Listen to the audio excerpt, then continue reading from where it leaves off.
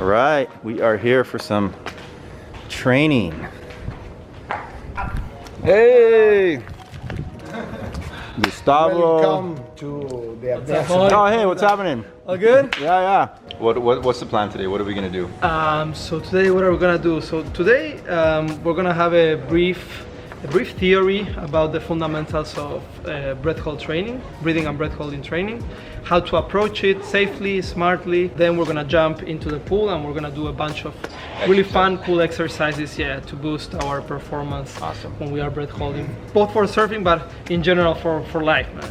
It's nice. So before we start, it's good to start with a breath hold. Don't think this has to be like a very long breath hold. I just want you to hold your breath until maybe you feel a mild discomfort. Yeah, exactly. Just to do a little bit of a test of how it feels. Start counting. 5, 4, 3, 2, 1. Inhale and hold your breath. Relax. Close your eyes. Very good. Relax. How long was that? 5 minutes. It felt like it was about a minute. How long was it? I was minutes 15. However, with a little bit more of knowledge, you can navigate through a breath hold in a much more skillful way, right? Knowing what's actually going to happen, how to interpret the different signals in your body. For example, one of the things that I could tell, you started doing little swallows, this is just a signal that if you don't have the knowledge, maybe you can interpret this as like a dangerous, stay, oh shit, I'm already feeling tight.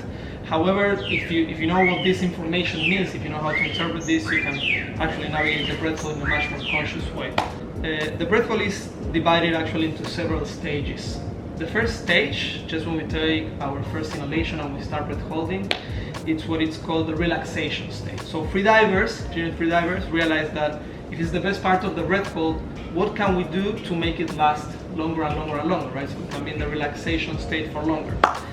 Visualizations consist basically on thinking about something that freedivers call the happy place, right? Trying to think of something that produces positive feelings inside of your body and inside of your mind. It can be absolutely anything. It's very subjective. Actually, it's something that's your happy place. It's not the same for me. It's not the same for Gustavo. It's not the first for Simon. Then try to break it down with as many details as possible.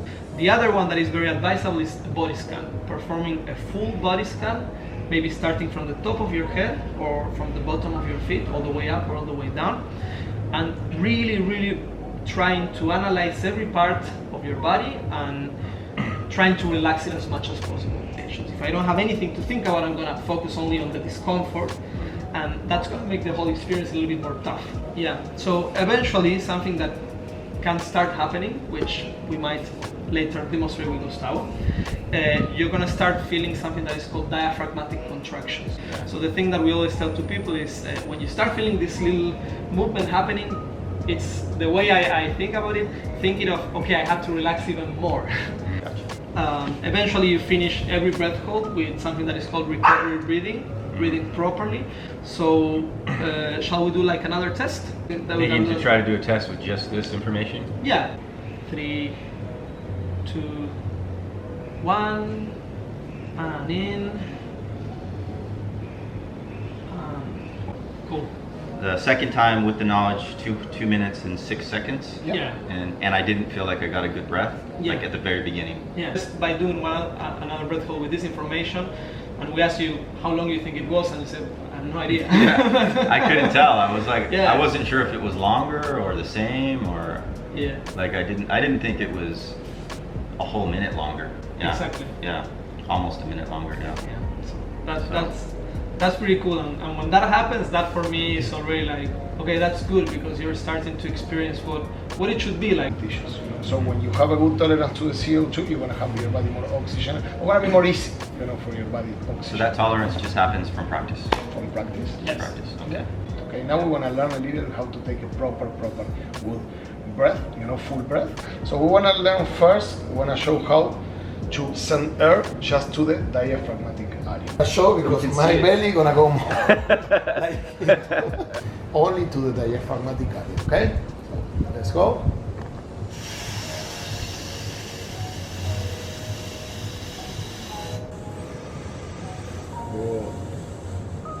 So the diaphragm actually becomes more flexible, and then your stomach will come up higher. Yes, Okay. it's one of the things that start happening. Now we want to go to the second, to the middle area. Okay. Okay. In that way, to show this one, we want to put our fingers in that way. Okay. And you're gonna see after when I take an inhale, my fingers they're gonna just split a little bit. Okay. So you can check. This one is the most normal. It's how normally all the people Most people. breathe. Yeah, just is with the thoracic area, clavicular area. Okay. So you're gonna feel like somebody with a rope, like just pulling you. Okay. In that way, gonna be something like that. So your chest should be kind of coming up. Exactly. Gonna be something like that.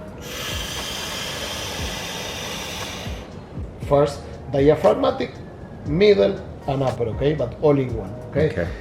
Should look something like that. Okay. Next.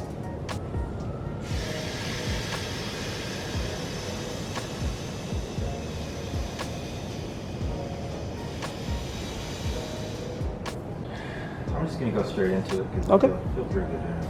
Okay. Diaphragmatic contractions.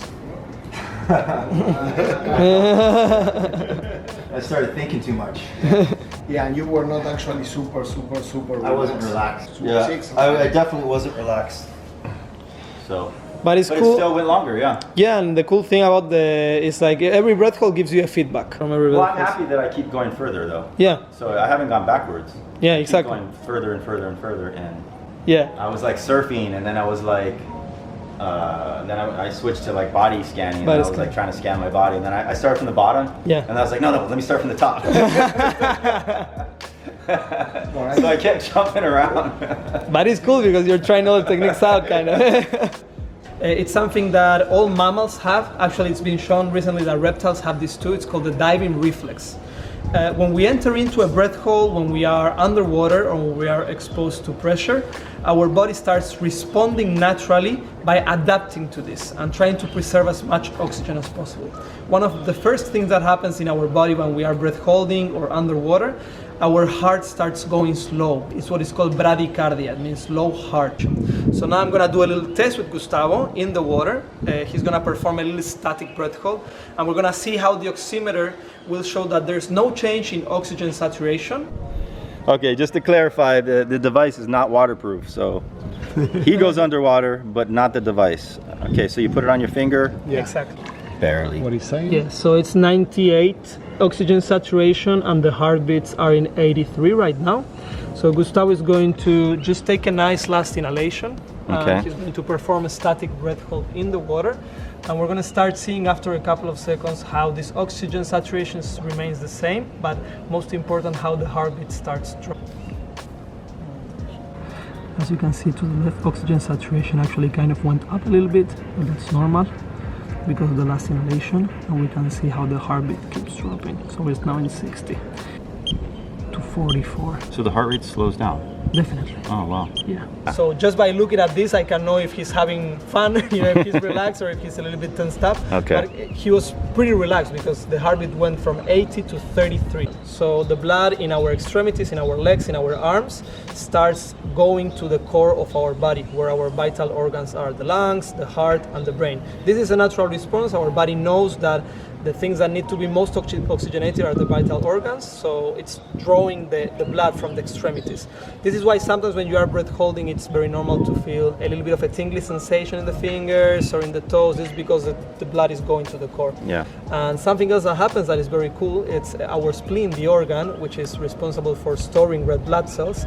When we start breath holding, and of course as we keep training, it starts releasing red blood cells, which are the richest in oxygen, into the whole blood flow. So the more we train, the stronger our spleen gets actually, and it actually increases the amount of molecules of oxygen that it starts releasing. That's got to be very healthy for the body. It's super healthy, super healthy. You know, first you want to be relaxed, like holding your arms here. You can put your arms here, okay? And I don't want, like when you take your last inhale, doing like something like that. Okay. Okay, have to be super relaxed. The idea, okay? The idea have to be super relaxed. You want to take your inhale. Okay, so I'm gonna do it 4 times, but each time I have less Time to prepare. less recovery time. Okay. When he starts breath holding, The ideal position would be a completely relaxed body position. You see his arms are completely hanging. He's released from any muscle tension. If I try to move his neck, I should tell he's completely relaxed, legs are relaxed, okay?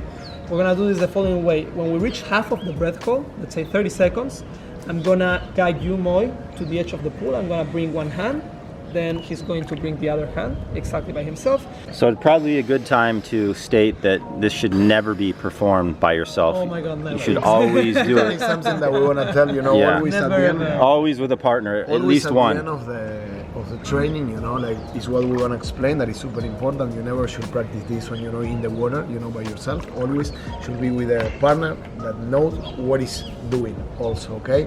You can practice a lot of exercise in dry, but never in a pool or in the water, okay, if you are alone. Now we're gonna give you a minute 30 to prepare. okay. You're gonna go into the breath hold. Then you're gonna finish the breath hold, you're gonna have 1 minute to prepare. Okay. The next one you're gonna have 30 seconds, and the last one you're gonna have 15 seconds. Okay, gotcha. Okay? 2, go. 2, 1, okay. Breath.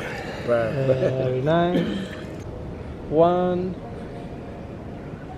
and go. Very nice. We'll have one more breath hold to go. 15 Then you have seconds. 15 seconds. Relax right there.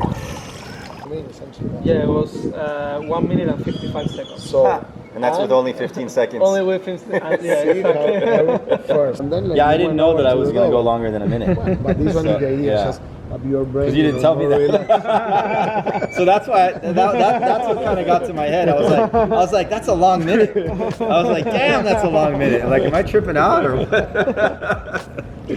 Power of the mind, right? The power of the mind. Yeah, he's just gonna give us a demonstration of relaxation and the partner training, and he's gonna hold his breath for a little bit longer than I did. Not as max, just to try it out and kind of show like how you can be relaxed and do it. Relajado, perfecto. También ok. Excelente. Vamos cerca de los 3 minutos 30. Excelente. 3 minutos 30, ya llegamos.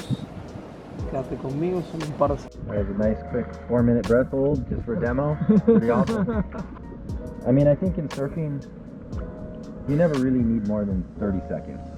Never. Even big waves, like maybe on a really bad You situation. can check the videos of Nazare, Puerto Escondido, huge places. They are not going in more than 30 seconds. Yeah, 30 seconds is actually very bad. Like a very bad. that's a bad Very wipeout. bad wipeout. Because it's 30 seconds that you probably didn't get this last breath. Right. That you're on an exhale, that you were paddling before, so you have a lot of acidity in your muscles. So even if it's 30 seconds, it's gonna feel like 2 minutes. But definitely 30 seconds. 4 minutes, it's enough. So for the competition coming up, do you start training like really hard as you lead into it? Kind of like a peak, you try to peak? So right now we are in the first stage of the training. I just got back, so I'm gonna coach him through the four following months. Right now we're in the volume stage. I'm just trying to have a lot of training quantity, and as we get closer to his performance, we're gonna try to get less training but more specific and a little bit more intense, more related to the performance itself. Right on, guys. Thank you very much. We'll come back. We will come back for a follow-up, like next week or a couple weeks. See how Gustavo's doing on his training. All right, big shout out to Augusto and Gustavo for the free diving training session. I learned a lot. This is so helpful for surfing, for people that want more confidence. Both Gustavo and Augusto are surfers and they do courses here. So if you want to learn more about how to come to Costa Rica and learn this kind of stuff to help your surfing and your all-around health, links will be in the description. Make sure to follow iSURFTRIBE on Instagram because I will be updating updates of the training and things like that and more information. So if you want a constant flow of information and things like that, make sure to follow us on iSURFTRIBE Instagram. And until the next video, as always, pura vida and aloha.